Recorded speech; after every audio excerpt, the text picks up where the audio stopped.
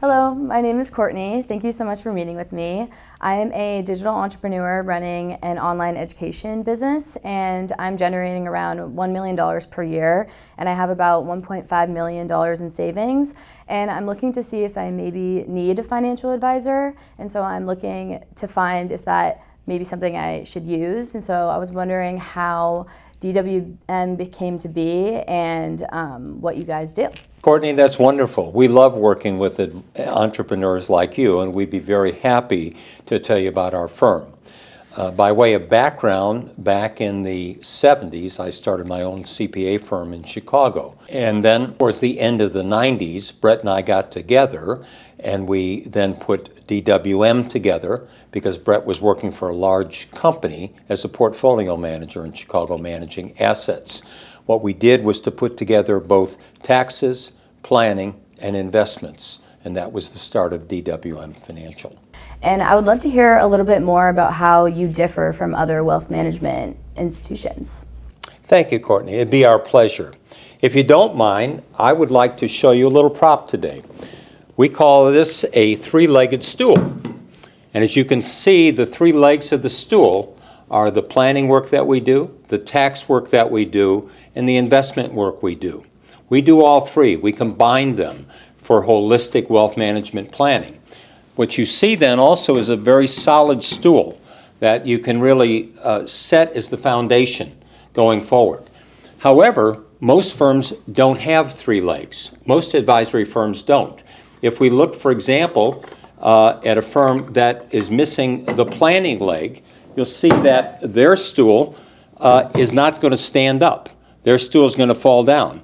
If they only have one leg, for example, the investment leg, they won't have planning, they won't have taxes. And their perspective will only be from one perspective, not the three perspectives we have and the global holistic approach that we have with our clients like you. Tell me a little bit more about how this helps your clients. Our clients come to us for a couple different reasons. Comprehensive wealth planning is a major piece of that. We're also independent. We don't work with a big wirehouse, anything like that. Collaborative, intimate group, and you're always going to get peace of mind for us. It's not about the product, but it's about the process with DWM. I also understand that you are a fiduciary. Could you tell me a little more about what that means and how that helps your clients? Sure thing, Courtney. Fiduciary means that we are held to the highest standard within the industry. We're always thinking about putting the best interests of the client in front. One of the ways that the only way we are compensated is directly from the client. We don't receive any third-party commissions or any kind of other kind of kickbacks from anyone else in the industry, purely from AUM fee of service. I actually have another example for you, Courtney. Back in 2004, we had a widow come to us. She had just lost her husband, and he had been the major money provider. He handled all the finances, and frankly, she didn't know much of anything about their financial situation. Further, they had three teenage girls. And she came to us upon a recommendation. Fortunately, her husband did leave a $1 million life insurance policy, and she wanted to make sure could she actually make it on just that $1 million policy.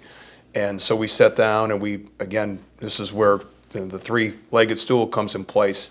We started with the financial plan, identified her goals and visions to really understand what makes her tick, how we can make things work on her modest teacher salary, and how we could put something together that would help her and her girls for the rest of their lives. Fast forward 21 years later, she's still a great client and loves us, and the plan has worked out, and she went from basically a state of anxiety back then on day one to now where she's pretty much victorious in her financial health.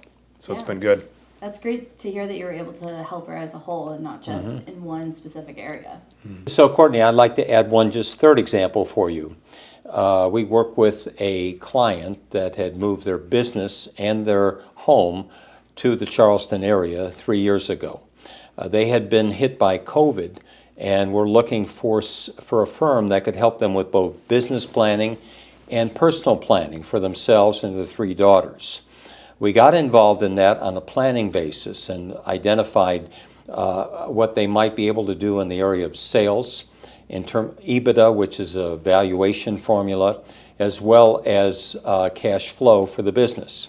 We also looked at their taxes and identified an opportunity for them to change their accounting method from an accrual basis to a cash basis, which saved them over $500,000 the first year we were working together, which helped them pay down some of the debt that they had. Going forward, we've been helping them with their not only their personal finances, their retirement plan, and also we have a program that their 3 daughters are in, which is called our Emerging Investors Program, which is about financial education for younger people, often family members. And as a result, they're one of our favorite clients because we do so much for them, all 3 legs of the stool.